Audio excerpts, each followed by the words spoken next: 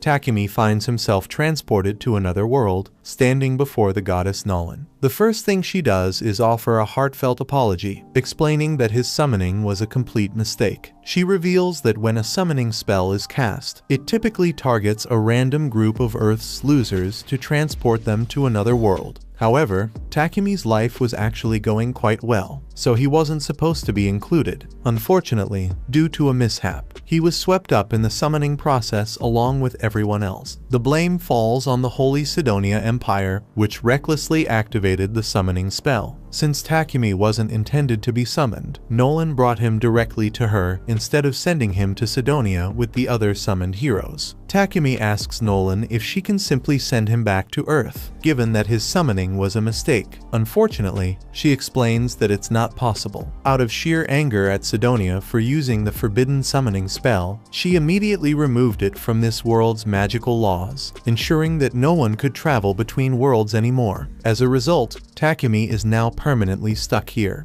To make matters worse, the summoning process technically killed him. When Takumi realizes he's now a disembodied ghost, he begins to panic, but Nolan reassures him that there's no need to worry. While she can't return him to Earth, she can provide him with a new body and help him start a new life as a citizen of this world. As an apology, since this is partially her fault, she offers to grant him her blessing to make his life easier. Takumi doesn't really have much of a choice, so he agrees to be reborn into this world. Nolan is glad to hear that because it makes this a lot easier for her. She tells him to open his status screen to check out the new life he will have. When Takumi does, he finds out that Nolan is planning to give him a 17-year-old body, even though he's 40. Nolan tells him not to bother with the minor details. More importantly, he still needs to pick out his job. She tells him that there are two main classes for jobs. If Takumi wants something more combat-focused, he can pick things like swordsman, knight, or hunter. But if that doesn't appeal to him,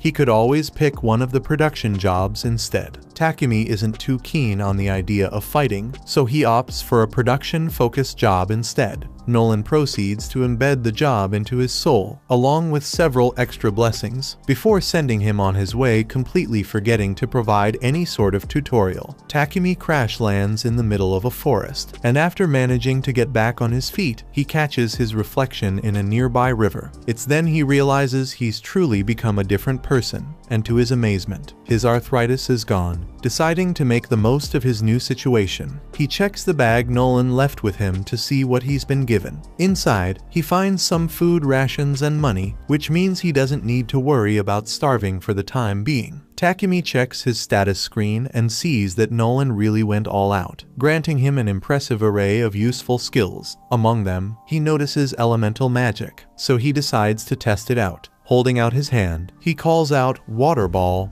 and instantly, a sphere of water forms in his palm. The other elements work just as seamlessly, and Takumi is able to use them effortlessly on his first attempt. With his newfound magic abilities figured out, he begins to consider his next steps and decides to make his way to the nearest village. While walking, Takumi comes across a stick in the middle of the path. It looks like a really nice stick, so he uses his appraisal skill to scan it and finds out that this is Trent wood. It's gotten from a wood monster and is really useful for making things like magic staves and spears. Takumi decides to put his modeling skill to the test and uses it on the wood to create a spear. Since the wood works so well, Takumi decides to scan around to see if there are any other useful plants nearby. He finds a ton of them, so he spends the next hour picking them. However, he doesn't know what to do with all these plants since they definitely won't fit in his bag. He might have to leave them behind. But then Takumi remembers that he has an item box skill, so he uses it to store all the plants. Suddenly, Takumi hears a scream nearby. Moments later, a little girl bursts out of the bushes and runs straight to him, pleading for help because a monster is chasing her. When Takumi turns to see the creature, he's faced with a massive, horned rabbit. The rabbit charges at him with incredible speed, nearly impaling him, but at the last moment, Takumi panics and accidentally stabs the rabbit in the head, killing it instantly.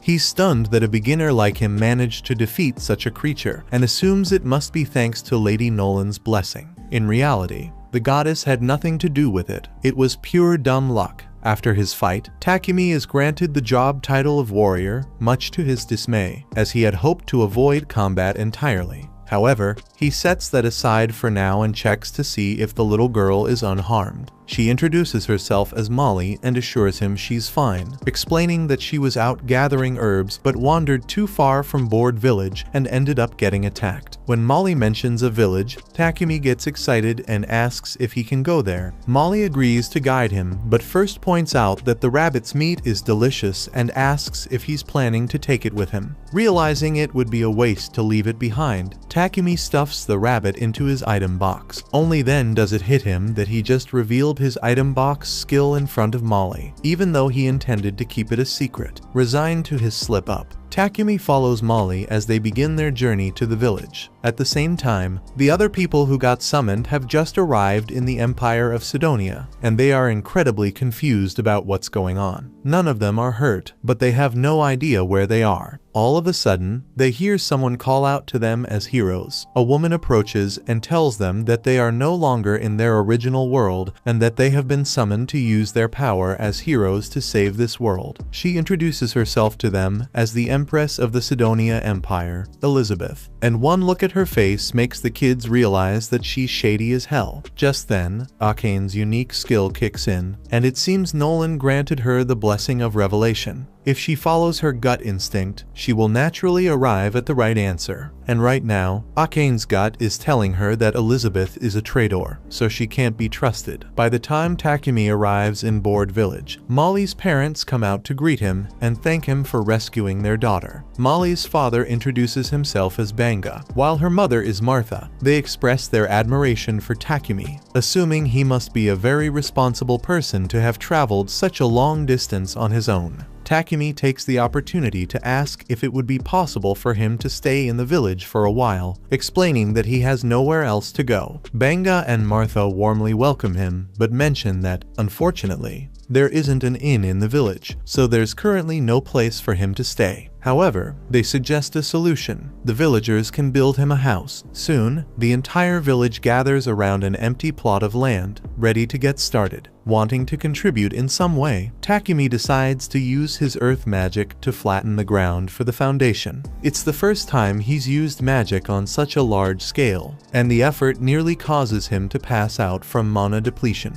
The villagers are all amazed that Takumi can use earth magic so easily. Takumi asks if they think he just did something strange, but they tell him not to worry about it, since he has taken care of the foundation. The rest of them get to work assembling his house for him. By the next morning, Takumi's house is completed. Thanks to his carpentry, blacksmithing, and sewing skills, Takumi is able to make a good set of furniture for himself. But there's something else he's been meaning to try out. He got a bunch of ores from the village blacksmith, Boron, and he wants to try using alchemy to extract the metal. Takumi finds himself with iron ore, silver ore, copper ore, and even some magic iron ore. Starting with the iron, he decides to try making an iron ingot. Normally, this process would require a large furnace and several hours of labor, but thanks to his alchemy skill, he's able to do it instantly. However, the process consumes a significant amount of his mana. His first attempt at ore extraction is a success, and Takumi is thrilled with the result. Excited by the possibilities, he resolves to extract as much as he can so he'll have plenty of materials to work with later. After a few hours, Molly stops by Takumi's house to bring him some dinner. When she opens the door, she's horrified to find him collapsed on the floor, looking completely drained. It turns out Takumi had pushed himself too hard with the ore extraction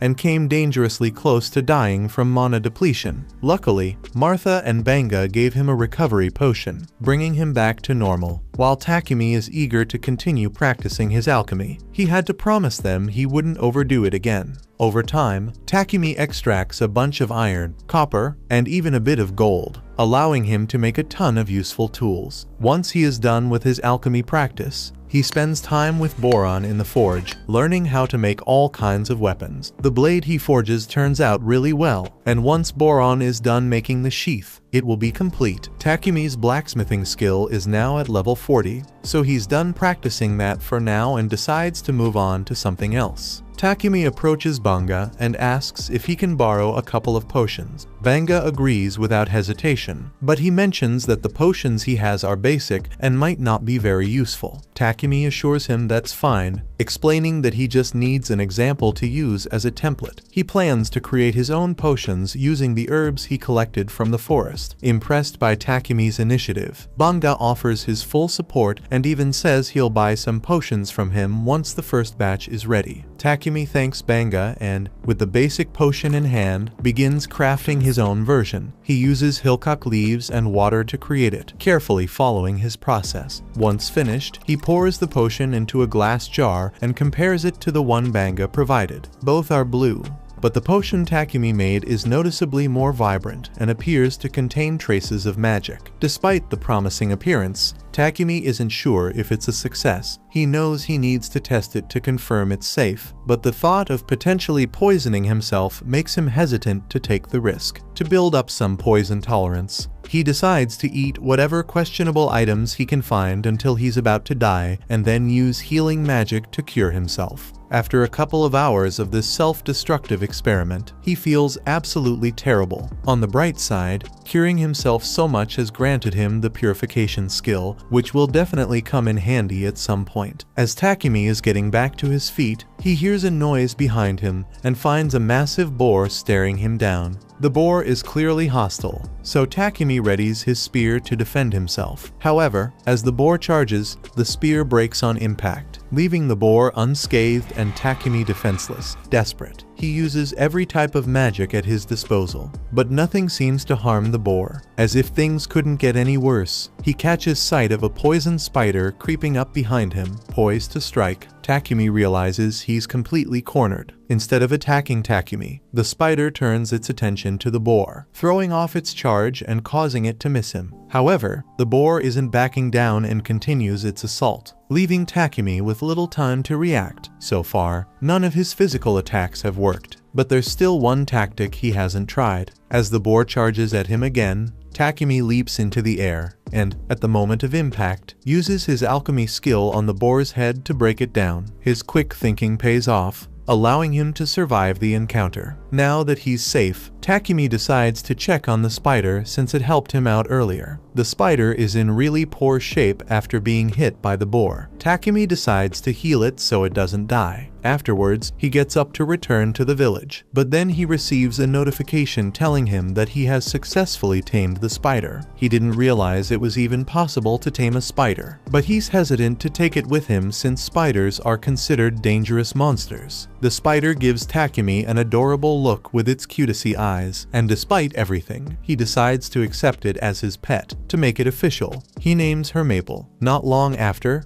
Takumi returns to the village, proudly showing off the massive boar he managed to kill. The villagers are impressed by his feat, but their amazement grows even more when they see the poisonous spider he's tamed. No one has ever accomplished such a thing before, leaving them in awe of Takumi's abilities. Putting that aside, Takumi suggests that the villagers share the boar since there's no way he can finish it on his own. That evening, the village throws a grand feast in his honor. While everyone else is enjoying the festivities, Banga approaches Takumi with the valuable leftovers from the boar and advises him to sell them in the nearest city, Bolton. With that, Takumi decides that Bolton will be his next destination. Meanwhile, Goddess Nolan has been keeping an eye on Takumi and is delighted by how well he's doing. One of her fellow goddesses questions her intentions, asking what she hopes to accomplish by giving Takumi such extraordinary treatment. After all, she provided him with a special body, a unique blessing, and even sent him back an entire year before Sidonia activated the summoning spell. Nolan, however, simply replies that she doesn't have any specific motive. She's just following what she believes to be the right thing to do.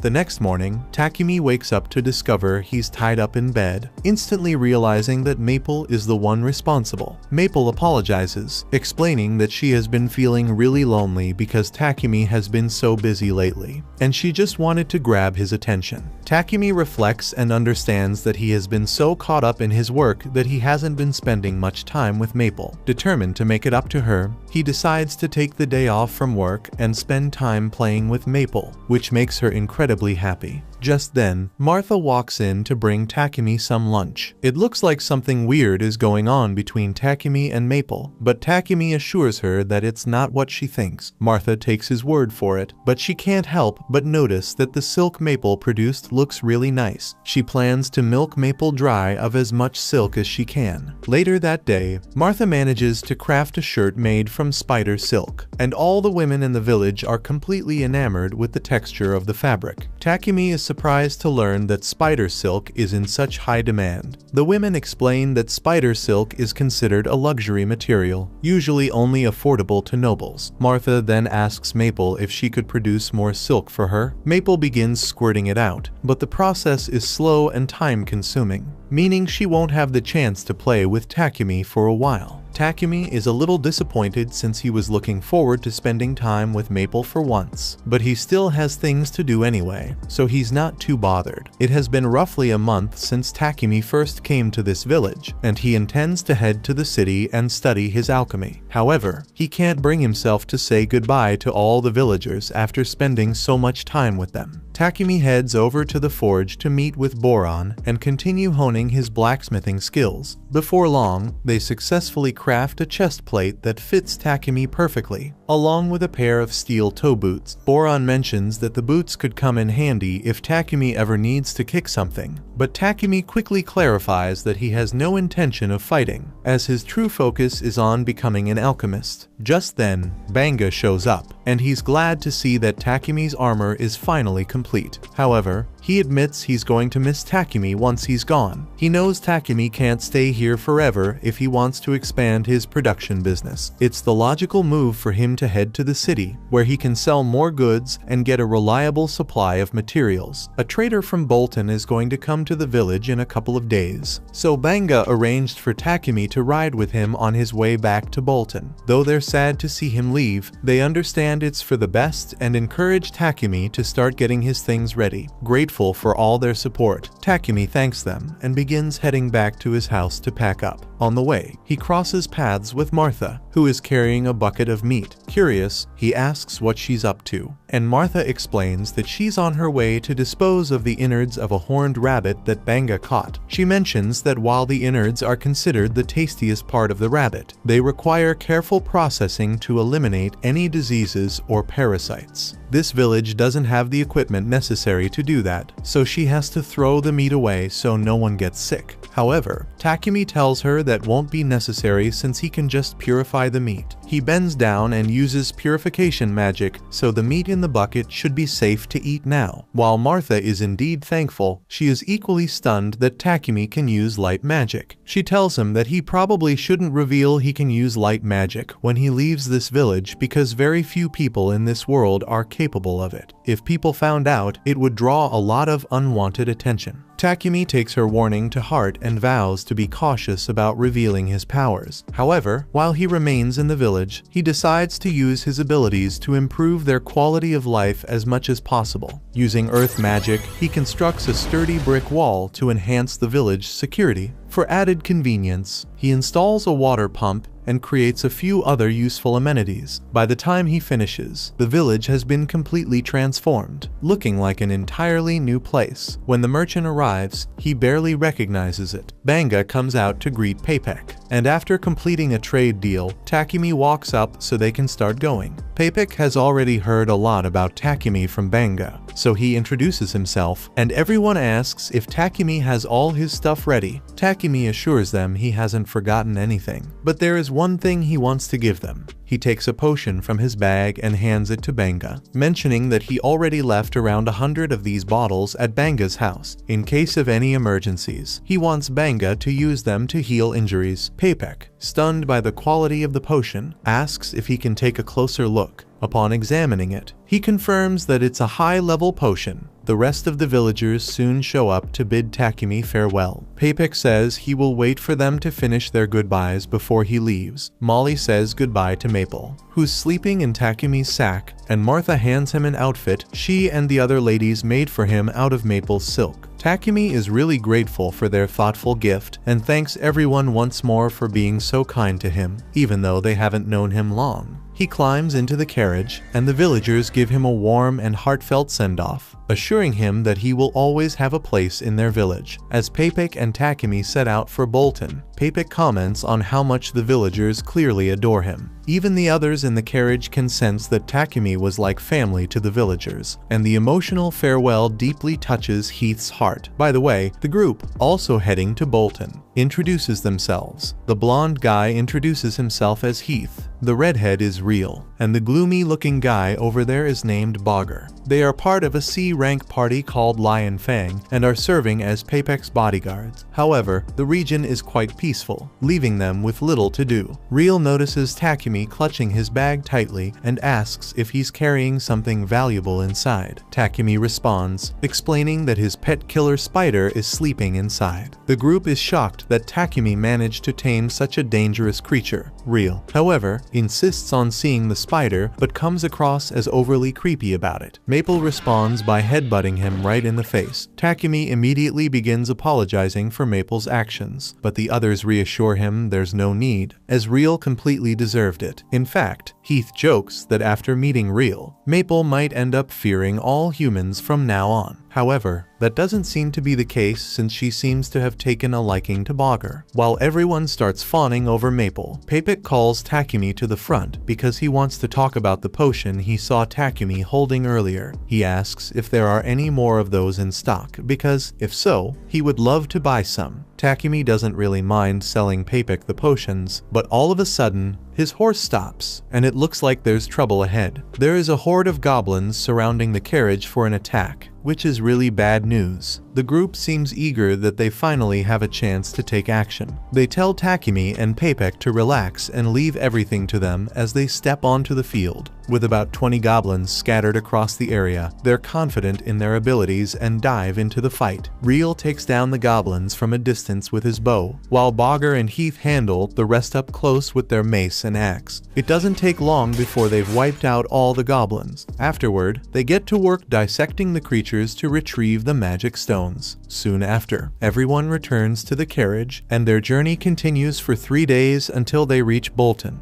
Upon entering the city, the Lion Fang members head to the Adventurers Guild to report the success of their bodyguard mission. Takumi accompanies them, as he also needs to register with the guild to remain in the city. Takumi would have preferred to join the Alchemist Guild, but since there isn't one in the area, he's left with no choice but to register as an adventurer instead. Hans, the receptionist, explains that Takumi can use the Adventurer Guild card as a form of identification, and as long as he completes at least one simple quest per month, the card will remain active. Takumi proceeds to register as an adventurer and introduces Maple as his pet. After all the registrations are complete, Takumi heads to Papek's trading company to work on a deal for the potions. He has roughly 100 of 3 different potions in stock, and all of them are extremely high quality. Papek is prepared to pay 10 silver coins for each healing and stamina potion and 50 silver coins for each mana potion. Takumi does some quick math in his head and realizes that he would make over 7 million yen. Takumi feels that the amount of money mentioned is far too much, but Papek explains that he could have earned even more if he already had an established reputation as a producer. With that in mind, since Takumi plans to work as a producer in the city, Papek suggests finding a house with an attached workshop for convenience. However, this makes Takumi realize that he hadn't even considered where he would live once he arrived in the city. Papek decides to help him out a little and calls for his assistant, Thomas, so he can show Takumi a good property with an affordable rate. However, when Takumi finally sees the house, it looks way more like a mansion, so he doesn't think he can afford it. Thomas assures him that the mansion is quite affordable and guarantees that there are no ghosts here, so he won't have to worry about that. Takumi spots the workshop connected to the house and starts thinking seriously about purchasing it, as it would be ideal for his work. With the money he made from selling potions to Papek, He has enough to afford it. After considering it for a while, he decides to move forward and tells Thomas that he'll buy the mansion. Thomas is glad to hear that and says he will get started on the paperwork immediately so Takumi can move in tomorrow if he wants. As they're walking through the city streets, Takumi smells something foul in the air. Thomas can tell that the smell is bothering Takumi, so he explains that the foul stench is coming from the sewers. Wealthy individuals use magical purifiers to cleanse their sewage, but the main city sewers lack such a luxury. Magical purifiers are incredibly rare, as they can only be discovered in ancient ruins or dungeons, making them far too costly to install in the city's sewer system, while priests are occasionally hired to manually purify the sewers using magic. The sewers remain filthy for the majority of the time. The next day, Takumi and Maple move into their new house, and the first thing Takumi wants to do is find a solution to the sewer problem. He gets a piece of quartz and clay from Papek's company, and after using magic to shape it, he combines fire magic with space-time magic to bake it quickly. After doing that for a while, Takumi's mana is completely drained, so he has to drink a couple of mana potions. On the bright side, he does manage to complete his creation,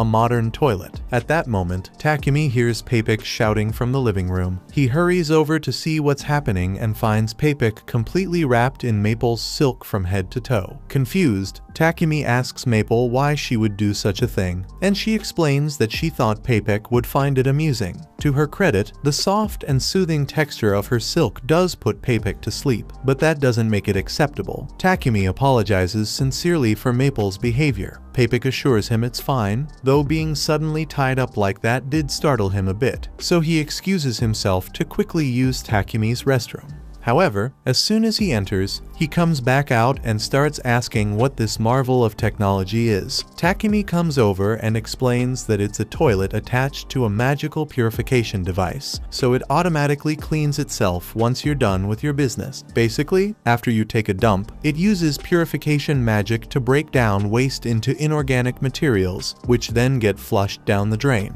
The setup makes perfect sense to Papek, but he points out that the only way such a thing could have been created is by someone with an aptitude for light magic. This makes Takumi realize he may have slipped up, as Martha had explicitly warned him against openly using his light magic. Worried, he asks Papek to keep this a secret. Understanding Takumi's concerns, Papek agrees not to tell anyone. However, he's so impressed that he insists on having some of these toilets and asks Takumi if he could make 100 of them. Takumi is hesitant to agree, as making just one toilet was a lot of work. But since Papek is so insistent, he agrees to do it as long as Papek can provide the raw materials. Papek is really happy to hear that, but he can't expect Takumi to make all those toilets by himself. So, he suggests that Takumi should make a slave contract. Takumi is startled by the suggestion, as he would never consider owning a slave. Papek explains that if Takumi wants to keep his abilities hidden, having a slave to assist him might be the safest option,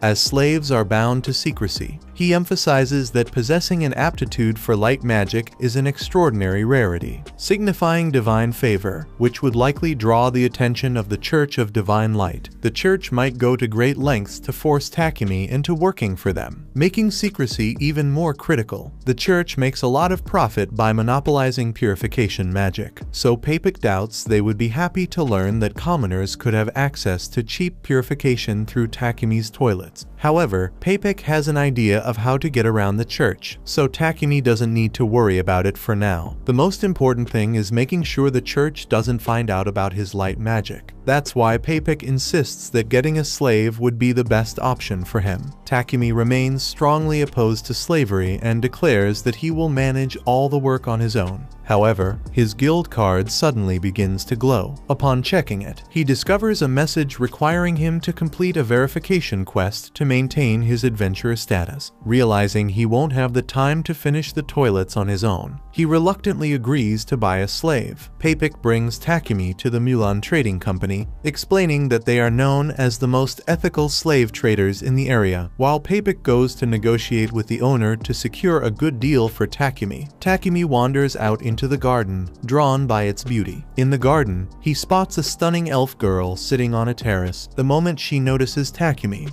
she immediately tells him to leave. A short while later, Papik introduces Takumi to Mulan, the owner of the slave trading company. He informs her that Takumi is interested in purchasing a slave, although he points out that Takumi was quite hesitant about the idea. Curious, Mulan asks Takumi if there's a particular reason for his reluctance. Takumi then explains that in his homeland, the practice of buying and selling people was abolished long ago, making it difficult for him to come to terms with it here. Mulan acknowledges Takumi's concerns, but reassures him that, in this nation, the rights and privileges of slaves are at least maintained to a certain degree. Here's how it essentially works. The owner is responsible for providing the slave with essential needs like food, clothing, and shelter, while the slave is expected to fulfill specific duties outlined in their contract. The contract also includes a clause preventing either the master or the slave from causing lethal harm to the other. Takumi finds this arrangement reassuring, as it essentially turns the slave contract into something resembling a regular job with clearly defined rules. Mulan goes on to explain the different types of slave contracts. For instance, those who become slaves due to debt are contracted until they earn enough to repay what they owe. Permanent contracts, on the other hand, are typically assigned to criminals or war captives as an alternative to execution. However, most slave contracts result from people being illegally forced into slavery by bandits. Papik suggests that a war slave would be the best choice for Takumi since they cannot leave their master without permission. While Mulan can arrange this, she asks why it's so important for the slave to be bound in such a way. Papik starts explaining Takumi's exceptional production skills and the need to protect his secrets, but Mulan insists on hearing the reasoning directly from Takumi. Takumi clarifies that, as a producer, he wants to focus on his work, but managing quests from the Adventurers Guild makes that difficult. Living in a mansion, he also needs help with its upkeep. Moreover, due to certain unique skills he has, he needs assurance that his slave won't disclose any information about him. Lastly, because his quests involve harvesting ingredients and could be dangerous, he requires a slave who is also a skilled fighter to ensure their safety. Mulan quickly understands that Takumi doesn't have any bad intentions, but she firmly refuses to let him make a single slave handle both housework and combat. She's willing to do business with him only if he agrees to purchase 2 separate slaves for the roles. With that in mind, she mentions that she knows someone who would be perfect as a housekeeper and calls Maria into the room. Maria, who was forced into slavery as a child, has been trained extensively in reading, writing, mathematics, and general housekeeping, making her an excellent candidate for the job. Maria confidently states that she's capable of managing all the housework for a mansion on her own, which reassures Takumi.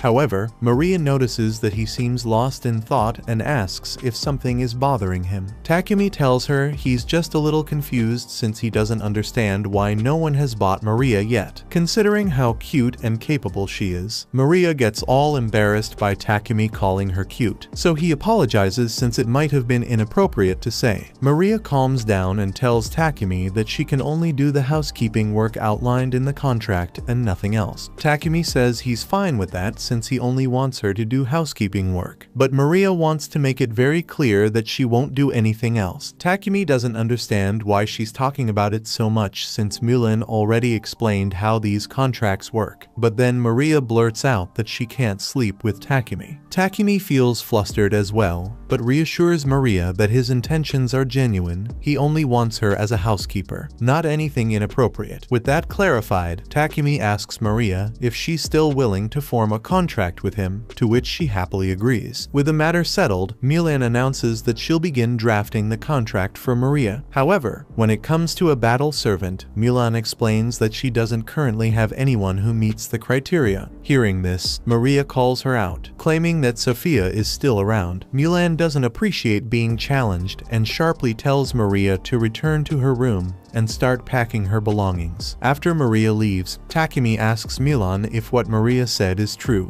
Mulan confirms that there is indeed a battle slave in the building, but warns that Sophia might not be a good match for him due to her many issues. Mulan attempts to end the conversation, but Takumi, intrigued, requests to meet Sophia. Reluctantly, Mulan agrees and takes him to her room. When they arrive, Sophia is startled to see that the visitor is the boy she encountered in the courtyard earlier. Mulan explains Sophia's background, revealing that she was captured as a war slave during the conflict between the Kingdom of Triaria and the Kingdom of Yugur, events that took place over 50 years ago. Takumi is shocked to discover that Sophia is over 50 years old, leading Mulan to explain that the Kingdom of Yugur was an elf nation, and elves naturally have much longer lifespans. Mulan then details why Sophia has struggled to form a contract with anyone. She bears a noticeable scar on her ears, and both her right hand and left leg have limited mobility. These physical issues alone make her unsuitable for most seeking a battle slave, but on top of that, she has also lost her ability to use elemental magic, a defining trait of elves indicating she might be cursed. Given all this, Mulan doubts that Sophia could be of any help to Takumi on his quests. Despite her concerns, Takumi insists on assessing the situation himself and requests some time alone with Sophia. Mulan hesitantly agrees and leaves the room. Once they're alone, Takumi gently holds Sophia's face and looks into her eyes. Though he's not fond of using appraisal on people without consent, Takumi feels it's necessary to understand what he's dealing with. When he examines Sophia's status screen, he's stunned to see that her stats are incredibly high. While her injuries and curse do limit her abilities, Takumi realizes that if he can fix those issues, she would be an ideal battle companion. Soon after,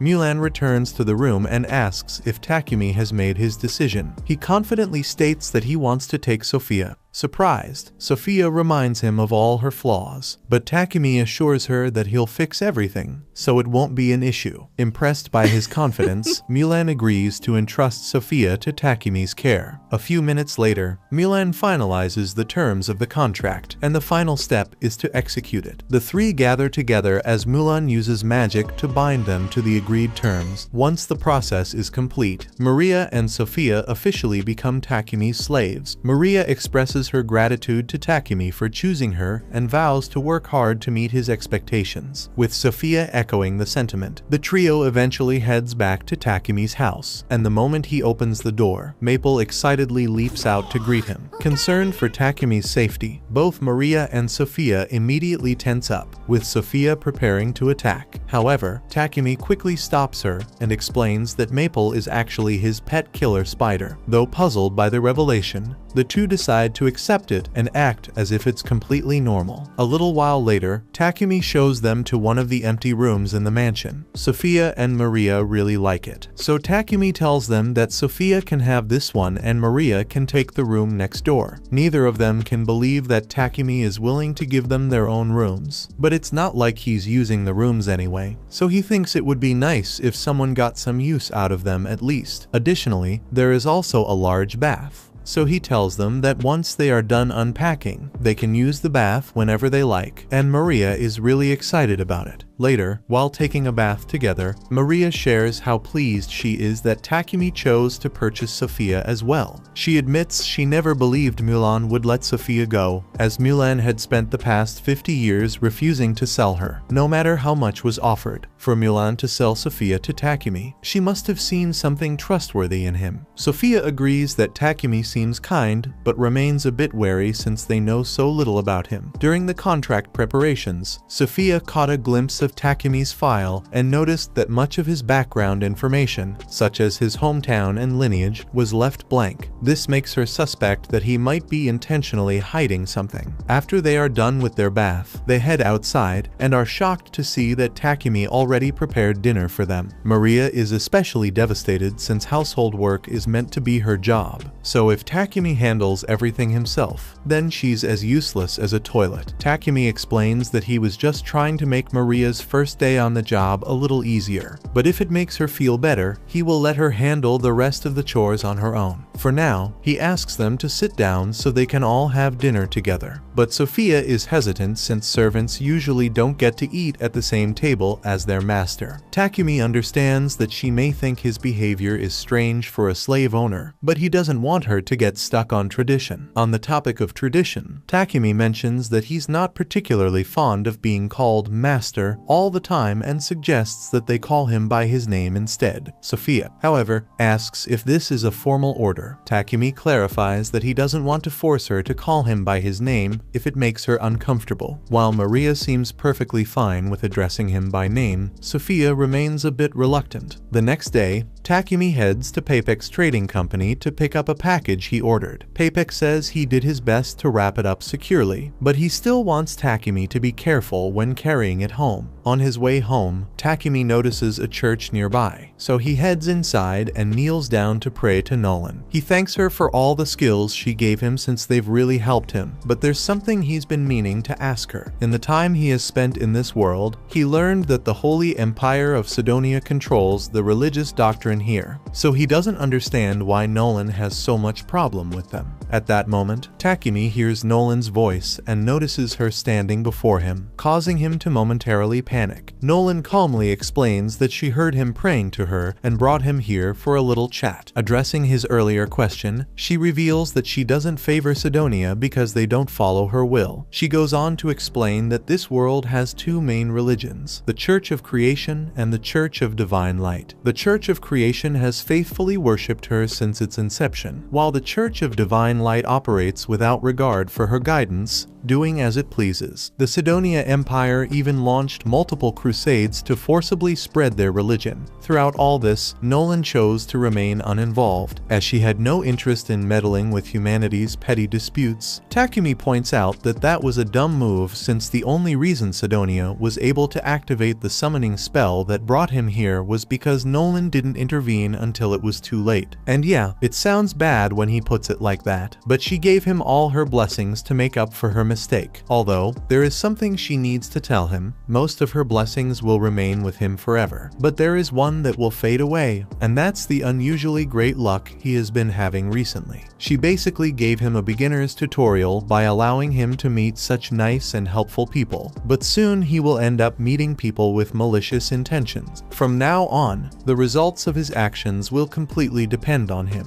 Shortly after, Takumi arrives home, only to trip over Maple, who eagerly greets him. Sophia and Maria rush to check on him, but when Sophia tries to take the package he brought, he quickly stores it in his item box to keep her from touching it. He then informs them that he'll be working in his workshop for a while and requests not to be disturbed. Sophia, noticing the package was wrapped in high-grade magical paper, grows suspicious, suspecting it might contain something dangerous. Unable to ignore her doubts, she follows Takumi to his workshop. There, she is shocked to witness him dipping a knife in poison, deliberately cutting himself, and immediately healing the wound. His actions seem bizarre and unsettling. When Takumi casually mentions Maria's name during his experiment, Sophia's suspicions intensify, leading her to believe he has sinister intentions toward Maria. She tries to attack him, but overwhelmed by exhaustion, collapses on top of Takumi instead. Takumi checks her status to figure out what's wrong with her, and he discovers that she is suffering from extreme exhaustion, likely due to her curse. A wound like this normally wouldn't be that difficult to heal, but because of the curse, it takes a lot of effort for Takumi to finally heal her hand. Once he's done, his light magic levels up. He later carries Sophia up to her room, and since his light magic leveled up, he now has enough power to dispel her curse, so he pours all his magic into it, and eventually, he's able to fully heal Sophia as well as lift her curse. She's still unconscious due to exhaustion, but she should be fine once she gets a little rest. A couple of hours later, Sophia wakes up, and upon seeing Maria, she urgently warns her to run, convinced that Takumi is completely insane based on what she witnessed earlier. Maria, however, has no idea what Sophia is referring to, but she's more certain than ever that Takumi is a genuinely good person. To prove her point, Maria holds up a mirror for Sophia, revealing the changes Takumi has made. Sophia is stunned to realize that her body has been healed and her magic restored. Determined to understand, Sophia steps outside to confront Takumi, who confirms that he successfully removed her curse. He explains that it required enduring significant pain and effort to level up his skill, but he reassures her that she doesn't need to feel burdened by it. After all, he had promised to heal her. Sophia comes to the realization that she had entirely misjudged Takumi. Overwhelmed with gratitude for the kindness he has shown her, she kneels before him and solemnly vows to serve him faithfully for the rest of her life.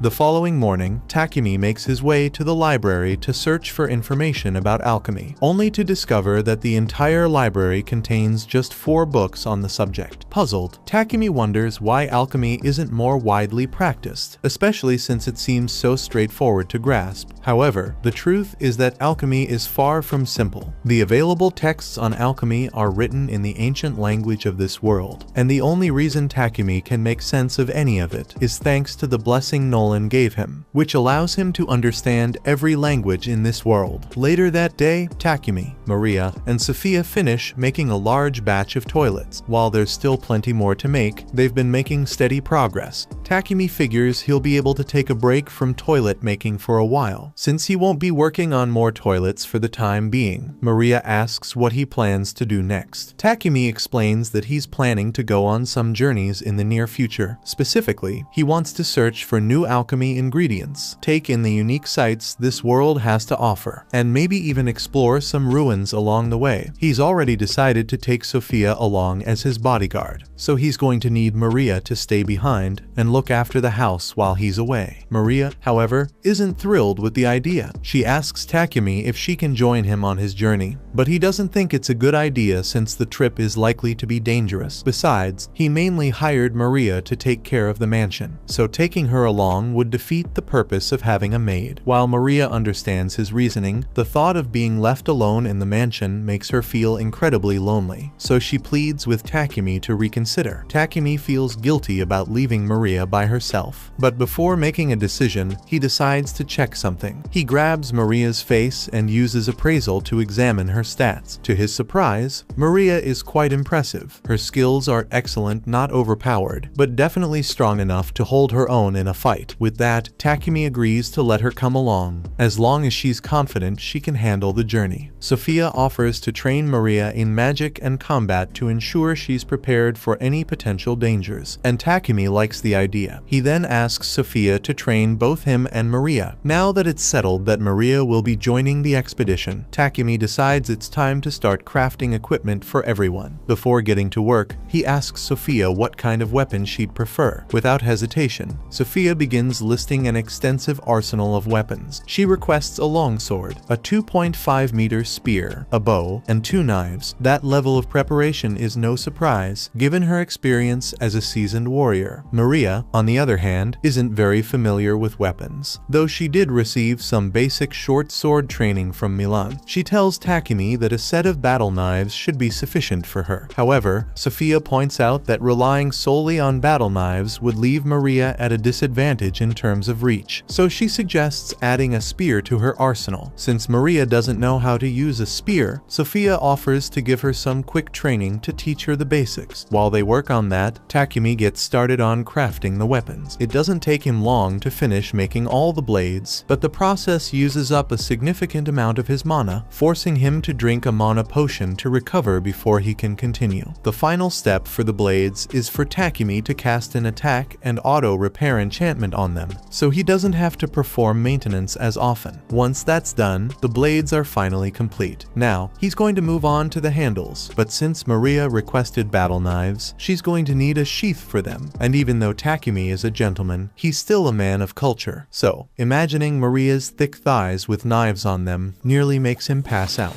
Next up, Takumi needs to craft armor for the girls. Instead of directly asking them to let him take their measurements, he comes up with a more convenient solution. He opens his item box and pulls out 2 life-size dolls of Maria and Sophia that he had previously created using his appraisal X skill. Just don't ask why he made them in the first place. As for the armor itself, Takumi plans to make it using maple silk and some of the carapace and hide he got from the armored boar. When it comes to the design, he's never had the chance to make armor for others before, so he decides to let his mind run wild and try out all his outfit fantasies with those dolls. After several days and multiple redesigns, Takumi finally presents the armor to Maria and Sophia, and it looks fantastic on them. He asks if they like it, and both are genuinely genuinely surprised by how perfectly it fits, especially since Takumi never took their measurements. It's almost as if he had exact replicas of them. Suddenly, Maple starts to spill the beans about the dolls Takumi used, but he quickly covers Maple's mouth before she can say anything further. To divert their attention and avoid suspicion, Takumi shifts the conversation, asking them what they think of the weapons he crafted for them. Sophia pulls out the sword Takumi made for her, and she says it feels perfect. The same goes for Maria as she tests out her battle knives, and she is grateful for the equipment he made for her. There's one more thing Takumi made for the two of them, so he pulls out some rings and tells them it should help with their magic casting. Sophia and Maria accept the rings, but they feel bad about troubling Takumi so much since rings like these are bound to consume a ton of mana. Takumi admits that it was exhausting, but it helped him level up his ice and lightning magic, so it was well worth the effort. Once all the equipment had been tested, the three of them head to the guild so Takumi can register Maria and Sophia as adventurers. Since it's their first time at the guild, Maria and Sophia are both assigned the H rank. While they're there, the receptionist reminds Takumi that he needs to complete at least one quest to maintain his adventurer status. Takumi then heads over to the mission board to look for a suitable quest. He's aiming to pick an H or G rank quest to keep things simple, but Sophia suggests he go for a higher difficulty quest instead, as it would help him raise his rank more quickly. A couple of bastards overhear that Takumi is H rank, so they think they can intimidate him into running away so they can have fun with Sophia and Maria. They tell Takumi that they are all D rank, so there's no way he could handle them all at once, and they have no problem with beating up a random guy for fun. Maria is about to step in and knock some sense into these idiots, but Takumi stops her and says he will handle it himself. He's absolutely terrified, but these guys not only disrespected him, but more importantly, they disrespected his friends, so he can't back down. The D-rank adventurers are insulted that an H-rank rookie like Takumi would dare to challenge them, so the pot-bellied guy throws a punch at him with all his strength. Takumi doesn't even bother dodging, letting the punch land, but the only one who gets hurt is the D-rank guy, as he ends up breaking his hand from the impact. Suddenly, the guild master, Barak, arrives on the scene, demanding to know what happened since fighting is strictly forbidden in the guild. Initially, he assumes Takumi is the one at fault because Takumi is completely unharmed, while the other guy has a broken arm. However, Maria quickly defends Takumi, insisting he didn't do anything wrong. The receptionist also steps in to confirm their story, explaining that all Takumi did was stand there and take a punch to the face. The guild master still wants to get to the bottom of this, so for now, he asks someone to drive the potbelly guy away and tells Takumi and his party to come with him since he has a few questions to ask. He believes that Takumi was just defending himself, but he doesn't understand how he did it and would like an explanation. Takumi is a little uncomfortable about revealing personal skill information, but the guild master assures him that all this information will remain confidential. In that case, Takumi explains that when the guy threw the punch at him, he opened his item box and pulled out a bit of charcoal, which he then used to cover his body for defense. To make sure he wouldn't get hurt, he synthesized the charcoal into diamond. That explains how he broke that guy's fist without doing anything. While they're on the subject, the guild master suggests promoting Takumi to D rank immediately. It's clear he has the skills to qualify, and having a higher rank would deter fools like the last guy from targeting him just because he's accompanied by attractive women. However, Takumi feels it wouldn't be right to receive an automatic promotion for such a reason. Hans then proposes that Takumi and his party take on a few challenging quests to earn their rank promotion fairly. Both Sophia and Maria think this is a solid idea, so Takumi agrees to go along with it. The quest they were assigned involves exterminating goblins and kobolds and gathering merrill herbs. They head out into the forest to begin. Maple acts as the group scout and warns them that there is a group of 4 goblins ahead. Sophia takes the initiative and volunteers to handle the first 2, so she dashes forward and cuts them down in one swing. The remaining 2 are tripped up by Maple's web, and once they fall to the floor, Maria and Takumi stab them through the neck. Takumi is pleased with how well they've been handling the monsters, but he can't help but notice just how many they've been encountering in this area. They've already taken down nearly 100 goblins and kobolds, which leads Sophia to suspect that there might be a monster encampment nearby. If that's true, then it's highly likely that a goblin general is present as well. A goblin general is a C-rank monster, meaning it would usually require at least 5 D-rank parties to defeat it. But with Sophia's spirit magic, Maria's earth magic, and Takumi's elemental magic, she is confident that they should be able to beat it. Takumi still feels a bit uneasy about taking on such a challenge, but since Maria and Sophia seem so confident in their strength, he's willing to go along with it, not to mention they still have Maple on their side. Out of nowhere, Maple informs Takumi that she's about to evolve and can no longer participate in the fight. Takumi nods in understanding and opens a pocket dimension for her to rest in. However, this leaves Sophia and Maria full of questions, wondering when Takumi learned to create pocket dimensions. Takumi casually dismisses their curiosity, claiming it's just one of his skills. More importantly, he points out that with Maple out of commission, they won't have as much support as they initially planned. Despite this, Sophia remains confident that they can still manage to succeed. They soon arrive at the goblin camp, and after a little reconnaissance, Sophia concludes that there are around 400 goblins here. Takumi asks her if they really have to fight all those goblins, and normally they would. But Sophia's reconnaissance also revealed that there are no humans in the area, so they are free to blow this place up with magic. The three of them prepare their strongest attack spells, and all at the same time, they unleash hell on the goblin camp. By the time they are done, almost all the goblins have been killed, so the only ones left are the goblin general and a few of the goblin knights. Sophia decides to take on the goblin knights, leaving Takumi to deal with the goblin general. Instead of engaging it directly with his spear, he chooses to set it on fire, quickly finishing it off. Once they confirm that all the goblins have been eliminated, they collect the magic stones and head back to the guild, completely drained from all the effort. The three of them can barely stand. Hans is astonished that they managed to complete their quest and even defeat a goblin general in just half a day. He then asks them to step into the meeting room because the guild master wants to have a word with them. Barak is both amazed and angry that Takumi would do something as reckless as face an entire goblin camp with this single party. But just as he is about to begin scolding Takumi, his pocket dimension opens up,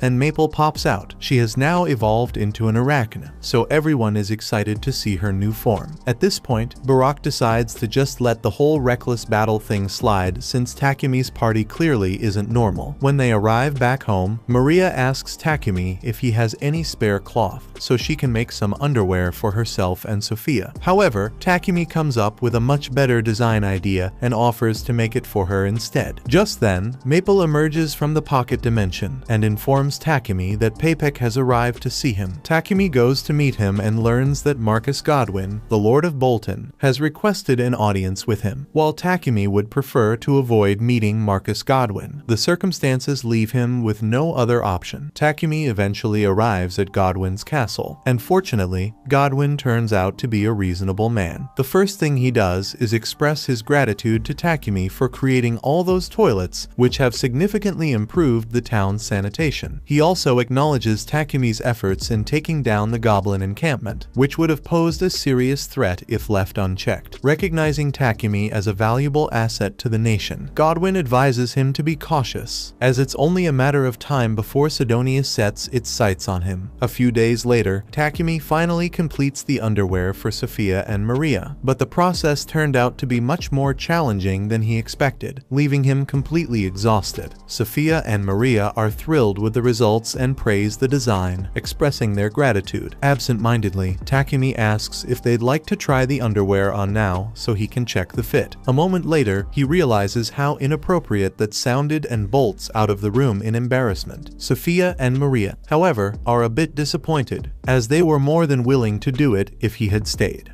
A few days later, Takumi needed to cool down, so he chose refrigerators as his next project. Once he completed them, he explained to the girls that these fridges would help keep food cold, preventing it from spoiling. They were all thrilled as they felt the chilly air coming from the appliance. To make the refrigerators, Takumi combined iron, chromium, and nickel to produce stainless steel, then incorporated a magical device infused with cooling magic. Maria expressed her gratitude to Takumi, as she could now prepare meals using fresh ingredients whenever she wished. Takumi planned to give one of the fridges to Maria, while the other two would be sent to Papik for him to sell. With that task completed, Takumi was ready to move on to his next project. Sophia asked if he was planning to create something new again, but in reality, Takumi was considering upgrading their equipment instead. There were a few adjustments he had been wanting to make ever since their battle with the goblins, and with their upcoming journey, he wanted their gear to be in the best possible condition. With that in mind, he decided to craft a set using mithril and adamantite. Takumi went to the guild to ask Hans if there were any blacksmiths around who had experience working with mithril and adamantite. However, since these metals were extremely rare, there weren't many craftsmen with the necessary skills. If Hans had to make a guess, the only ones capable of handling them would be the dwarves from Namstal. But since that was far away, traveling there wasn't an option for Takumi. Takumi resigned himself to the fact that he wouldn't be able to find a suitable blacksmith after all. However, just before he left, Hans mentioned a city called Horas, located northwest of the kingdom of Barkila. If Takumi traveled there, he should be able to find some mithril and adamantite. The only issue was that gaining access might be tricky, as only members of the blacksmith guild were permitted to enter the mines. Fortunately, Hans had a clever way to work around the rules. Hypothetically speaking, if Takumi were to accept a quest to eliminate the monsters that had appeared in the mine and, purely by chance, happened to stumble upon some mithril in the process, well, nothing would be preventing him from extracting the metals himself. At that moment, the guild master suddenly appeared and mentioned that he had the perfect quest for Takumi. He explained that the guild had been running low on treant wood recently, and with winter approaching, they needed someone to gather more. Since treants often roamed near the Horas mines and Takumi was already looking for a reason to go there, the guild master figured he wouldn't mind doing a bit of wood collecting along the way. Moreover, since Takumi was already planning to head there, the guild master wanted him and his party to escort someone as well. However, this was beginning to feel like a lot of work, since Takumi had never taken on an escort mission before. He asked why the members of Lion Fang couldn't handle it instead. The guild master explained that Lion Fang was currently out on a separate mission, so they couldn't do it, and Takumi was the only other person he could ask. Takumi eventually agreed to take on the escort mission, but he still didn't know much about the route to Horas, so he asked Hans how long it would take to get there. Hans explained that the journey would take 7 days by horse-drawn carriage, but if Takumi used a monster horse instead, he could cut the travel time down to just 4 days since they were twice as fast as regular horses. Thinking it was a great idea, Takumi asked if he could take one, but unfortunately, Real arrived just in time to inform them that all the monster horses were already being used by Lion Fang. Hans was surprised to see Real return so soon, but Real explained that he and his party hadn't finished their quest, yet he had simply taken down a black buffalo along the way and came back to drop it off before it spoiled. Since he needed to head back out in the morning to rejoin the rest of Lion Fang, he planned to stay in town for the night. Seeing this, Takumi offered him a place to stay at his house and the chance to take a bath. Real was excited by the prospect of a bath, so he decided to take Takumi up on that offer. Takumi was glad to hear it, but he actually had somewhere to go after this, so he said Real could just wait for him at his house. But Real said he would rather accompany Takumi in that case. Takumi allowed Real to accompany him to Papik's company, and while he was there, he successfully persuaded Papik to lend him a couple of monster horses for his mission. However, in exchange, Papik requested that Takumi sell him some of the rare ores he managed to acquire from the Horas mine. Also, about the refrigerator he had brought earlier, Papik really liked it, so he asked Takumi to make some more for him once he got back from his mining trip. Meanwhile, back at Takumi's mansion, Sophia is starting to get really worried that something might have happened to him since he hasn't returned yet. Later that evening, Takumi is walking back home with Real, and he apologizes for dragging Real on such a long errand, even though he must be tired from his journey. But Real doesn't mind since he is the one who said he'd accompany Takumi. At that moment, Real sensed a hostile gaze fixed on him and Takumi. It was clear right away that he wouldn't stand a chance against this person with his current equipment, so without hesitation, he grabbed Takumi's hand and took off running. However, their pursuer quickly closed the distance and landed a powerful kick across Real's face. The attacker then revealed herself to be Sophia, who was absolutely convinced that Real had been trying to kidnap Takumi, so without a second thought, she was ready to cut him down. Just before she could strike Real down, Takumi quickly stepped in front of him and told Sophia she had completely misunderstood the situation. After he explained everything, Sophia knelt down and sincerely apologized to Real for almost killing him over nothing. Fortunately, Real was unharmed and decided to forgive her, though he now had plenty of questions he wanted to ask Takumi, and that list only grew longer when they finally arrived at Takumi's house, where Real was met with the sight of even more cute girls. He asks Takumi what's going on, so Takumi explains that he needed a maid to take care of the house and someone to guard him, so he hired Sophia and Maria. And then there's Maple, who happened to evolve at one point. Real is excited to see Maple again in her new form, and Maple remembers him, but she still doesn't like Real, though Real dropped to his knees in despair, realizing that both Bogger and Heath were already married, and even Takumi had 2 girlfriends, while he was still single. However, Takumi quickly corrected him, clarifying that he wasn't actually dating either Sophia or Maria. Seizing the opportunity, Real decided to take his chance and asked Sophia if she had ever considered going out with him, but she instantly rejected him,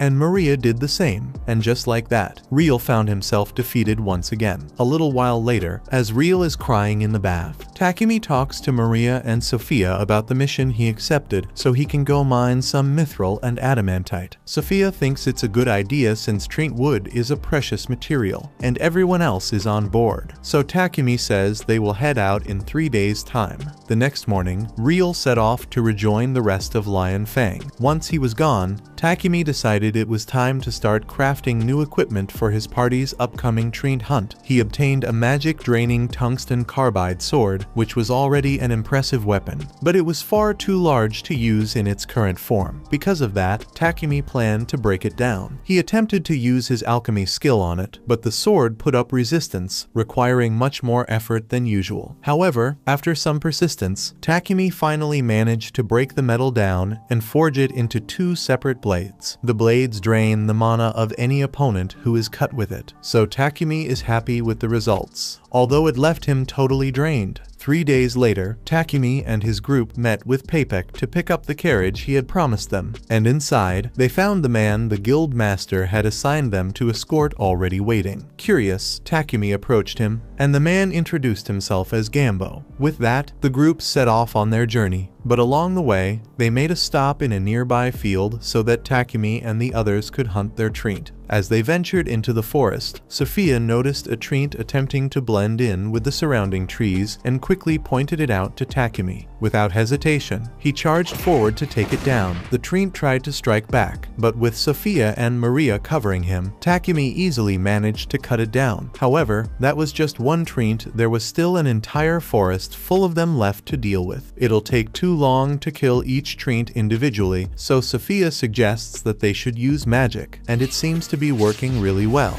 However, they are soon confronted by an elder Trent, and no matter how much magic they use to attack, it keeps regenerating. The only way to finish it off was to cut down its main body in a single strike, so Sophia instructed Takumi to coat his sword in fire and attack, while she and Maria provided cover. Working together, they finally managed to bring down the leader Trent. With that, their Trent hunting was complete, and they were free to continue their journey to Horus. When they arrived in Horus, the group made their way to the local Adventurers Guild. Once there, Gambo pointed out a quest that called for adventurers to exterminate the iron mole monsters in the mines. These creatures fed on ores, making them a significant threat. By accepting this mission, they would gain permission to enter the mines. A little while later, the group is mining in the mines, and they get really lucky because it doesn't take long for them to find some mithril and adamantite ore. However, the ores attract some monster moles from the ground, so they have to be ready to fight. Just before the mole emerged, Takumi took a moment to think and quickly came up with a clever idea. The moment the iron mole surfaced, He hit it with a burst of light magic, blinding it instantly. As a result, the creature collapsed, making it an easy target to finish off. While Takumi's method was undeniably effective, Sophia and Maria couldn't help but feel a bit disappointed since it meant they wouldn't get the chance to fight. Since the mining trip was successful, they all returned to Bolton a few days later. Once they do, Takumi visits Gambo's shop so he can learn how to work with mithril and adamantite. Gambo explains the process of extracting the metal from the ore, and after a lot of effort, Takumi is able to create some mithril and adamantite, so he starts using it to make all kinds of magic-imbued gear. Once Takumi finished crafting the new gear, he handed it over to Maria and Sophia for them to test out. The girls were amazed at how lightweight yet durable their armor had become, and to their surprise, it even had magic infused into it. Takumi explained that he had imbued their gear with magic that complemented their respective elemental affinities. As for his own armor, he had enchanted it with something called Thunderclap, an ability that provided an extreme agility boost, allowing him to move at incredible speeds. However, the second Takumi tries to do something cool by showing off how fast he is, he ends up crashing face first into a wall. Next, Takumi presented the new weapons he had crafted, along with the enchantments he had placed on them. Both Sophia and Maria were thrilled with their new spears, but Sophia had a special request. She was willing to lay down her life to protect Takumi, so she asked if he could forge a shield for her, allowing her to guard him more effectively. Takumi thinks that's a good idea, but he reminds Sophia that she should value her own life just as much as she values his. Nolan had been observing Takumi the entire time, pleased with the progress he was making. She knew he would need every bit of strength he could muster for the battles that lay ahead. Meanwhile, 1 year in the future, in the kingdom where the other heroes had been summoned, Akira and Yamato stood ready. With their training now complete, they were about to embark on a mission assigned to them by the king of Samandor. Back in Takumi's time, he had just completed the shields that Sophia had requested. However, upon seeing how much effort and energy it took out of him, she couldn't help but feel guilty. She wished Takumi had an assistant who could help him with his production, making his workload a little easier. Meanwhile, in the royal capital, the lord received a letter from Sidonia. It appeared that word had spread about Takumi's toilets and the purification magic infused in them. Although they had yet to learn who Takumi was, they were already making plans to take action against him. The Church of Divine Light, upon discovering the purification magic toilets being used in Barkula, decided to send a messenger to meet with the king. They quickly made an official appeal to the Pope in Sidonia. As a result, they convinced the Pope to declare that purification magic is a divine gift from their god, meaning they alone should have the right to use it. Consequently, they demand that the king of Barkula surrender the patent for the purification magic circle. On top of that, they insist that the king reveal the identity of the person responsible for creating these purification devices in the first place. The king hears out the church's demands, but since they are outright ridiculous, he decides to disregard them completely. The church's messenger is stunned that the king would have the audacity to defy the church and, in response, threatens to command all the priests stationed in Barkula to return to Sidonia immediately. However, the king remains unfazed by this threat and, in fact, goes so far as to encourage him to follow through with it. Takumi eventually learns about the king's decision and feels relieved that the king didn't betray him. However, he can't help but feel a bit uneasy about how strongly the king rejected the Church of Divine Light. With Sidonia's church likely to turn against Barkula, Takumi would hate to be the cause of such a major conflict, but Papik reassures him that there's no need to worry. After all, the Church of Divine Light isn't the only religious group in this world, there's also the Church of Creation. Even though the Church of Divine Light holds significant influence, there are still plenty of followers of the Church of Creation in this country, so their absence won't be a huge loss. On top of that, the priests of the Church of Creation offer recovery magic to anyone in need, whereas the Church of Divine Light demands exorbitant fees for any holy magic. Since the Church of Divine Light is backed by Sidonia, Takumi will likely have to steer clear of them from now on, but that's just how things are. Anyway, the reason Papik came to see Takumi today is that he had previously shown the king Takumi's toilet and refrigerator, and the king was so impressed that he requested Papik to bring Takumi to meet him. Takumi feels a bit uneasy uneasy about meeting someone as important as the king, but Papek reassures him that it's not a command he's free to decline if he chooses. That said, Papek is really hoping he'll accept, as it would greatly benefit his company's relationship with the royal capital. Takumi ultimately agrees to the meeting. That evening, he shares the news with Sophia and Maria, asking if they would be willing to accompany him to the royal capital. Bacalatos both eagerly express their desire to go with him, so he proposes that they set out in a week. However, there's plenty to prepare in the meantime. Since the journey to the royal capital will take around 7 days, Maria will need to prepare a substantial amount of food in advance. While Maria handles that, Takumi mentions that he'll be working on new cloaks for both her and Sophia. He recently received some dark element magic stones from Papek, and by using them to craft the cloaks, he can enchant them with a perception blocking spell. While such a spell would be incredibly useful in battle, Takumi's main reason for making it is to ensure that Sophia and Maria won't be bothered when they arrive in the royal capital. Later on, Sophia and Maria go out shopping, and while selecting some fruit, Maria grumbles that Takumi doesn't have enough confidence in himself. Sophia agrees, noting that he's good-looking, possesses remarkable alchemy skills, and has an incredible talent for invention. She continues enthusiastically listing all of Takumi's great qualities, but Maria can't help but notice just how excited Sophia gets when talking about him. This makes her suspect that Sophia might actually be in love with him. Sophia denies having such impure thoughts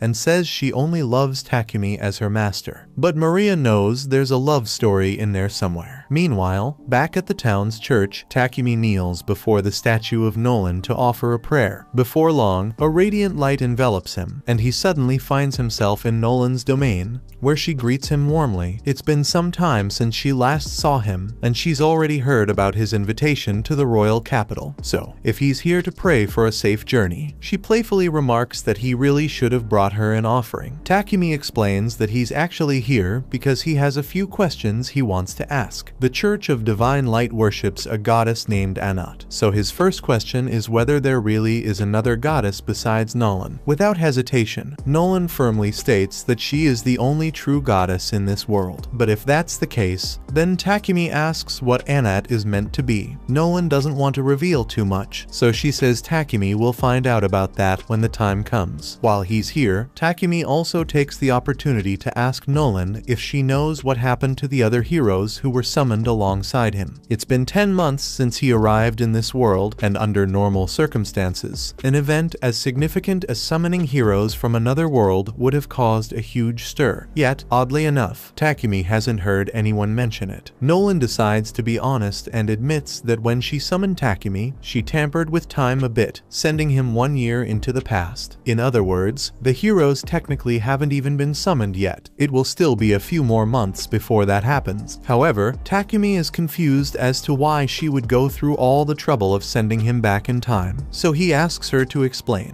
Unfortunately, Nolan says his time's up, so she won't be answering any more questions for now, and she also asks him to bring her sweets as an offering next time he visits her. Takumi tries to tell her he has more questions to ask, but Nolan chops him on the head, knocking him back down to the mortal world. Takumi eventually wakes up on the church floor, feeling like Nolan had been dodging his questions about the other heroes. However, since he has no plans to get involved with them anyway, it doesn't really matter. He then heads back home to finish the new cloaks he had been working on for the girls. Once they're ready, he gives them to Maria and Sophia, who both absolutely love the designs. Hearing their praise makes Takumi happy, but there's still something else he wants to work on before their trip. He takes both of them to his workshop and reveals his next project, a carriage of his own. With all the traveling they've been doing lately, he figures it would be much more convenient to have a comfortable carriage they can use whenever they need, rather than constantly borrowing one. However, even if he builds the carriage himself,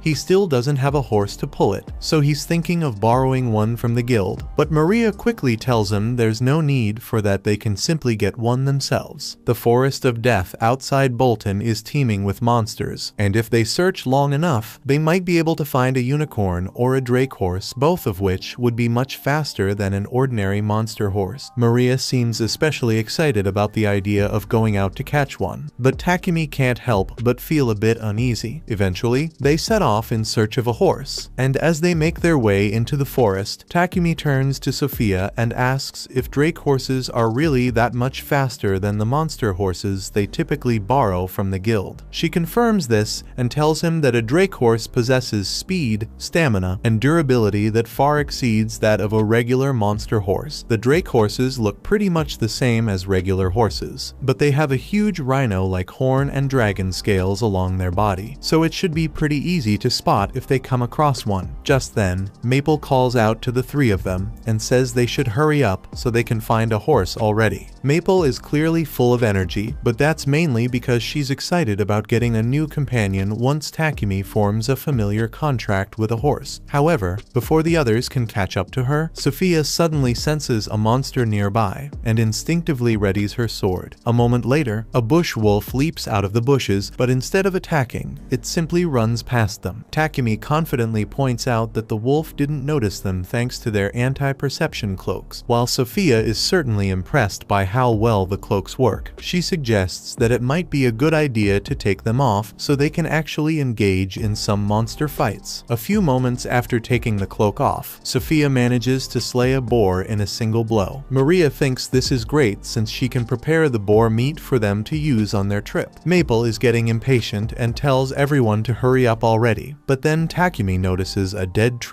on the ground, and he could really use the wood since he's making a carriage. So he and Sophia get ready to begin cutting it up. Now that Maria is preoccupied with the meat and Takumi is focused on the tree, Maple grows impatient waiting for them and decides to venture ahead on her own to find a horse. As she makes her way through the forest, she notices an unusual number of dead trees scattered around the area, making her wonder what could have caused such destruction. Continuing deeper into the forest, she eventually stumbles upon a drake horse lying on the ground, and from the looks of it, it's in pretty bad shape. Maple cautiously approaches the drake horse and asks if it's injured. In response, the drake horse immediately fires a lightning strike at her, forcing her to back away. However, she quickly realizes that it's just acting out of fear due to its wounds. She understands that feeling all too well, as it's exactly how she felt before Takumi found her. Wanting to reassure the creature, she gently tells it that there's no need to worry, her master is a really kind person, and once he arrives, he'll heal its wounds. All they have to do is wait a little longer. But it doesn't look like they'll be able to wait in peace because two termite monsters suddenly show up, and they don't look friendly. Maple realizes that the termites are the ones who hurt the drake horse, so she uses her webs to capture them and throws their bodies in front of the horse to be electrocuted. But there are a lot more termites, so they might be in trouble here. To shield both herself and the drake horse, Maple quickly spins a barrier out of her silk. While it manages to buy her some time, she knows the termites will eventually break through. Desperate, she tries calling for Takumi, attempting to establish a connection with him, but there's no response. Growing anxious, she starts to worry that he might have gotten so caught up in his excitement over the wood, he found that he completely forgot about her. Hopelessness sets in as the termites finally tear through her barrier, so Maple closes her eyes and awaits death. However, when she opens her eyes again, she finds Takumi standing over her, and she's so glad that she's alright. Maple jumps into his arms out of relief.